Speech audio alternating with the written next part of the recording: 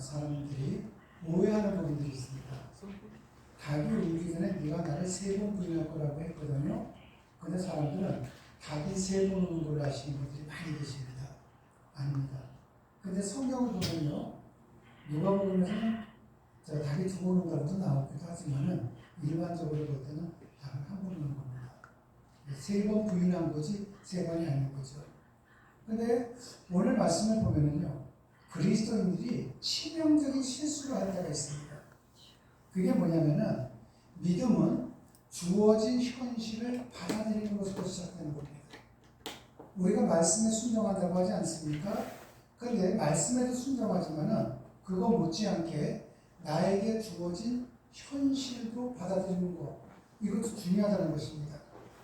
만약에 나에게 주어진 현실을 내가 받아들이지를 않는다면은 내가 가지고 있는 믿음은 뜬구름이 되는 겁니다. 왜 내가 원치 않는 상황 속에 내가 살아야 되지? 왜 나는 이러한 환경 속에서 태어났지? 남들은 부잣집에서 태어났는데 왜 나는 이러지? 남들은 건강한데 왜 나는 이러지? 항상 내게 주어진 현실을 받아들이지 못한다면 아무리 하나님을 향해 소리를 외치고 금식 기도를 한다 할지라도 그 믿음은 내 현실에 아무런 도움이 안 됩니다.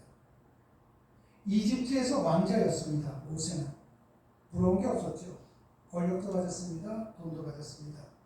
그런데 어느 날 양치기로 전역을 했습니다. 그때도 몇 번 말씀드렸지만은 양치기가 된다는 건 농장을 한다는 개념이 아니라 이 당시에는 가장 밑바닥인 셈입니다. 왕자에서 가장 밑바닥인 셈, 하늘과 땅 차이 아닙니까? 근데도 모세는 어떻습니까? 받아들였다는 겁니다. 골리앗이 지금 이스라엘을 이기려고 이스라엘을 잡아먹으려고 합니다. 그런데 어떻습니까? 다윗이 골리앗을 쓰러뜨려서 구국의 영웅이 됐습니다. 그럼 나라를 구했기 때문에 너는 영웅이야, 대접을 받아야 되는데도 불구하고 도망자 신세가 됩니다. 그렇다면 충분히 아니 내가 뭘 잘못했지? 내가 나라를 구했으면은 나라에서 나를 책임져 줘야 되는데 왜 이러지? 이런 마음 가질 수 있습니다. 그런데도 불구하고 다윗은 불평을 한 것이 아니라 그 현실을 받아들였습니다. 자, 받아들이니까 어떻게 됐습니까? 모세는 출애굽의 위대한 지도자가 됐습니다. 다윗은 그 양치기에서 이스라엘의 제2대 왕이 된 겁니다. 그런데 많은 그리스도인들이 이러한 내용들을 알고 있음에도 불구하고 그 현실을 받아들이지를 못합니다.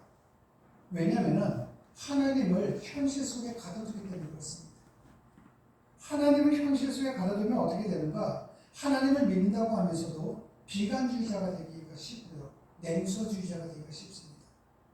자, 내가 비관주의자인지 냉소주의자인지 한번 이렇게 생각을 해보십시오. 하나님 대충 믿으면 돼. 하나님 뭐 정말일까? 쉽게 얘기해서 내가 죽어보지 않았는데 천국과 지옥이 어딨어. 이 경우에는 냉소주의자가 되고 비관주의자가 됩니다. 자, 하나님의 말씀은 제가 여러분들에게 우회 도로를 사용을 해서 어떤 충동 묘법 주지 않고 하나님의 말씀을 전해드릴 수 있죠. 저도요. 왜냐하면 목사라는 입장이 뭐냐면은 하나님의 말씀을 매일같이 소설처럼 써가지고선 여러분들에게 삶의 현장에 적응시켜주는 것이 목사들이 하는 이야기거든요. 그렇다면은 어떻게 본다면은 목사는 언어의 마술사가 될 수도 있습니다. 여러분들에게 우회도로로 한다면은 전혀 마음속에 불편함이 없는 상태에서 들을 수는 있는데 그건 생각이 전혀 안 납니다. 오히려 뭐 목사님이 저렇게 강하게 얘기해, 무섭게 얘기해, 왜 저렇게 현기 있게 얘기해, 이거는 기억이 들어가요. 그런데 부드러운 얘기는 성도님들 절대로 안 들어갑니다. 그냥 들으면서 넘어가는 거죠. 그래서 하나님을 믿는다고 하면서도 하나님을 현실 속에 가둬두는 사람들은 내가 무엇을 하든지 간에 죄책감을 못 느낍니다. 내가 무엇을 해도 이것이 만약에 잘못된 일이라도 이건 정당화시켜요. 남들도 다 하는데 나라고 이 조그만 거 갖고 그러겠어? 이런 분들은 대부분 하나님을 현실 속에 가둬두는 실존적 무신론자입니다. 그분은 하나님을 믿는 사람이 아니라는 거예요. 그래서 성경에서 그렇게 나옵니다. 사라를 보십시오. 아브라함의 아내 사라에게 하나님께서 말씀하셨습니다. 너 아기 낳을 거야. 그랬더니만 사라가 어떻게 합니까? 피 웃습니다. 그게 뭐를 뜻하는 겁니까? 하나님을 현실 속에 가둬둔 거죠. 내 나이가 지금 몇 살인데 나한테 아기가 생긴다고 말도 안 돼. 아무리 하나님이래도. 자, 이것은요, 믿음이 없는 행위죠. 하나님을 현실 속에 가둬두었습니다. 그런데 오늘날 우리의 모습 가운데 속에서도 아무리 하나님이라도 내 병은 못 고쳐. 이건 뭐를 뜻하냐면요, 하나님한테 내가 마음속으로, 기도는 안 해도 마음속으로 아무리 하나님이라도 이 내 병은 못 고쳐. 이거는요, 하나님께서 지금 그분에게 이야기하는 거예요.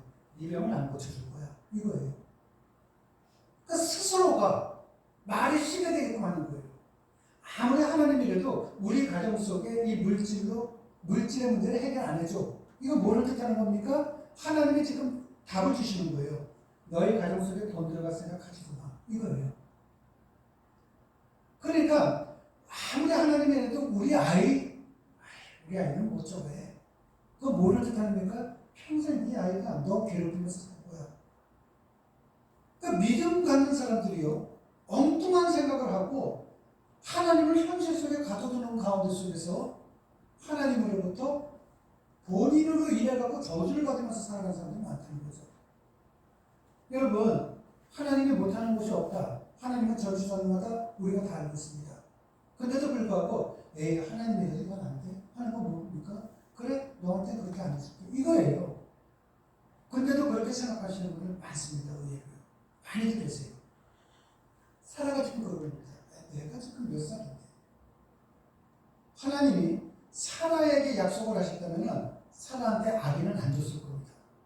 근데 아브라함에게 줬거든요. 그래서 아기가 태어나는 거예요. 이삭이에요.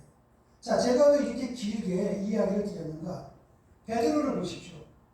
예수님에게 이렇게 말했죠. 주님, 다른 사람이 주님을 다 버려도 나는 주님을 안 버리겠습니다. 호기를 부리고 객기를 부렸습니다. 그런데 그것은 뭡니까? 내 힘으로 하나님을 믿겠다는 사람의 전형적인 모습입니다. 주님, 저는 주님을 안 버려요. 오늘날도 그런 사람이 많지 않습니까? 하나님, 저는 아무리 세상이 저간다 할지라도 주님한테는 배신 안 하겠습니다. 그런데 이러한 사람들의 특징이 좀 전에 말씀드렸던 것처럼 하나님을 현실 속에 가둬둔 사람들이에요. 그러니까 내가 이 현실에 따라서는 하나님을 버리지 않겠다고 내가 큰 소리를 지를 수 있는 반면에 상황이 바뀌게 되면 예수님을 내가 버리지 않는다? 아니요. 예수님을 저주하기까지 합니다. 그래서 베드로는 환경에 따라서 나는 주님을 배신하지 않을 거예요. 이랬지만은 대제사장 뜰에 가서는 어떻게 합니까? 나는 저 예수님 몰라. 저주하죠. 부인까지 합니다. 이게 뭐냐면은 현실 속에 하나님을 가둬둔 자들의 특징이라는 거죠. 여러분, 믿음이라는 것은요, 내 노력도 중요하지만은 내 노력은 믿음 속에 크게 차지하지는 않습니다. 우리 하나님께서 뭔가를 나에게 택하시고 나를 터치해 주실 때 믿음이 가능한 거지, 내 노력이 차지하는 부분은 크지가 않다는 거예요. 여러분들 각자 다 경험해보지 않았습니까? 지금까지 오시면서 어떻게든지 나도 한번 노력해보고 싶은 거예요. 나도 신앙생활 잘해보고 싶은데 안 돼요, 이게요.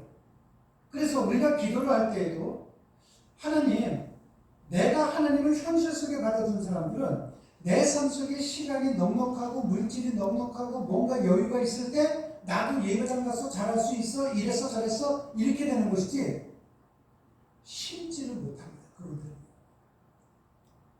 나도 시간 있으면 나도 이렇게 할 수 있어, 나도 물질 있으면 이렇게 할 수 있어, 이거지 심지를 못하는 거예요.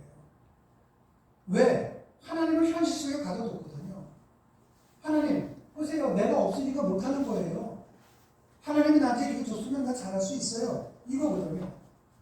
그러다 보니까 심지를 못하니까 어떻게 됩니까? 불만, 불평 속에서 계속 똑같은 생활을 해나갈 수밖에 없다는 거죠. 삶 속에 변화가 없는 거예요. 그런데 제가 종종 쓰는 이야기 가운데 울더라도 씨를 뿌리라고 제가 여러분에게 말씀드립니다. 그 울더라도 씨를 뿌릴 때는 제일 먼저 중요한 것은 기도의 씨예요. 하나님, 내가 믿음 생활을 잘 할 수 있도록 저를 인도해 주십시오. 인도해 주지 않는다면 내 믿음은 언제나 하나님을 현실 속에 가둬둘 수밖에 없습니다. 그러니 내가 아무리 어려운 상황 속에 있다 할지라도 주님의 마음을 아프지 않게 도와주시고, 내가 아무리 가진 곳이 없다 할지라도 과거에 두렸던 그 교훈이 내 삶에 내게 해주세요. 우리가 기도를 해야 되거든요. 그런데 기도 안 해요. 기도 안 하고 가만히 있으면 어떻습니까? 항상 하나님 앞에 기도할 때 이 모든 것은 거짓말이 되죠. 내가 하나님 이렇게 하기를 원합니다. 하지만 실질적으로는 그렇게 못한다면 거짓 증언하는 자가 되는 겁니다.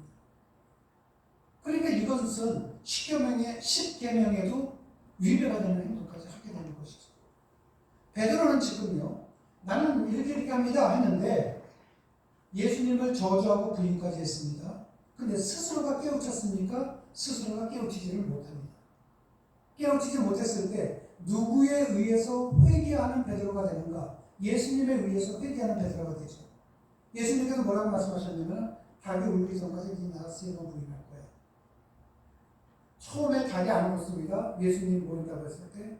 두 번째도 했습니다. 세 번째 했을 때 꼭 끼워 그랬거든요.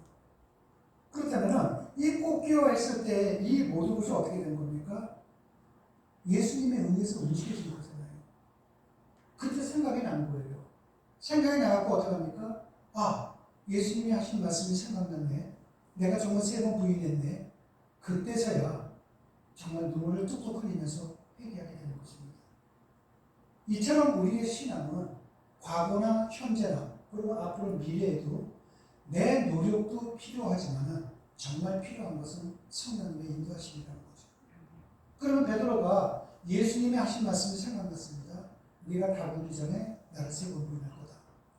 그 예수님의 말씀이 생각난 거 아닙니까? 이 생각나게 해준 것은 성령님이 하시는 거예요. 성령님의 사역 가운데 하나가 뭐냐면 생각나게 하는 일이라 이거거든요. 그렇다면 내가 그 말씀을 생각하기 위해서는 어떻게 해야 됩니까? 예수님의 말씀이 들은 것이 있어야 돼요. 베드로야, 너 나 3번 부인할 거야. 들었잖아요. 들었기 때문에 생각나게 해주시는 거거든요.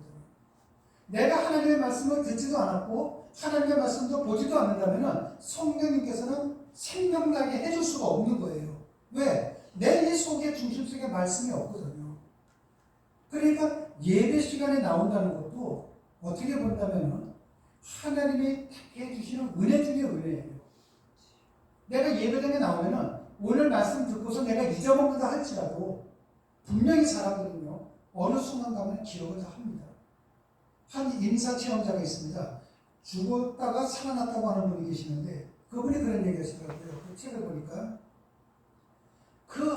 아무것도 들리지 않고 내가 그 죽음의 그 순간에 들어가고 뭐 가족들도 보이지 않고 소리도 안 들리는데 그때 생각난 것이 뭐냐면 그때 목사님이 그렇게 얘기했던 거 이것이 후회가 됐다는 거예요. 그런 감정이 있습니다. 그러니까 여러분들이 오늘 말씀을 들어도 잊어먹을 수는 있어요. 하지만 이 잊어먹은 말씀을 생각나게 해주는 것이 성령님께서 하신다는 것이죠. 그럼 믿음은 누구에 의해서 합니까? 하나님, 그리고 성자 하나님, 그리고 성령 하나님에 의해서 나는 믿음의 길을 걸어갈 수 있는 거예요. 그러기 위해서 여러분 말씀을 많이 들으셔야 되고 말씀을 많이 보셔야만 됩니다. 그리고 보고 듣는 것뿐만 아니라 여러분 모두가 신앙의 욕심을 부리셔야 돼요. 누가 보지 않아도 하나님은 다 보고 계시거든요. 하나님, 내가 당신의 길을 걸어가게 해주세요. 항상 기도하시는 겁니다. 먹고 사는 문제를 뛰어넘어서 기도하시겠고요. 세상에 먹고 사는 문제 힘들지 않은 사람은 없거든요. 그러니까 좀 이제 신앙의 수준이 높아져야 돼요. 그걸 뛰어넘어서 하나님 나도 이렇게 해달라고 기도를 하셔야 되는 것이죠. 그리고 절대로 아무리 하나님이라도 속으로라도 갖는다는 것은요. 스스로가 자기를 망치는 일이고 스스로가 자기를 무너뜨리는 행위예요. 아무리 그래도 하나님께서 이건 못하셔. 조금이라도 생각한다면 하나님이 그 순간에 너는 절대로 내가 그렇게 안 해줄 거야. 이 어리석은 길에서 절대로 여러분들이 이런 어리석은 길을 걸어가서는 안 된다는 거죠. 저는 여러분 모두 다가 긍정적인 신앙의 마음을 갖고 또 하나님 앞에 내가 바른 신앙의 길을 걸어가게 해달라고 신앙의 욕심을 부리는 그리스도인들이 되시기를 주님의 이름으로 축원합니다. 기도하시겠습니다. 하나님 아버지, 베드로가 예수님을 모른다고 했습니다. 부인하고 저주까지 했습니다. 그러나 우리 주님께서 말씀하셨던 닭 울음소리에 베드로는 통회했습니다. 하나님, 우리에게도 닭 울음소리를 들을 수 있도록 복을 내려 주시옵고 인도하여 주시옵소서. 주님 고맙습니다. 예수님 이름으로 기도드렸습니다. 아멘.